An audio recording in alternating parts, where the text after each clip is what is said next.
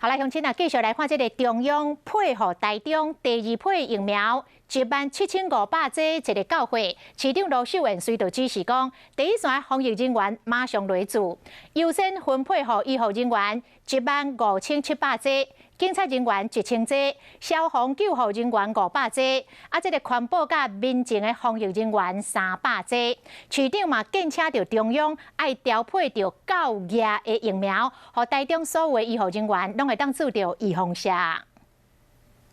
伫中央配发台中市第二批数量17500剂疫苗之后，市长罗秀燕就随指示，伫提供予医护人员注射了后，29号嘛随开放予警消等等第一线防疫人员注射。医护人员15700剂，警察人员1000剂啊。 头一波注疫苗的对象有医护、警消、环保和民政等单位，照实际需求优先予医护人员15700剂，警察1000剂，消防救护人员500剂，环保和民政防疫人员300剂。都会照标准的 SOP 着装，包含清消的措施，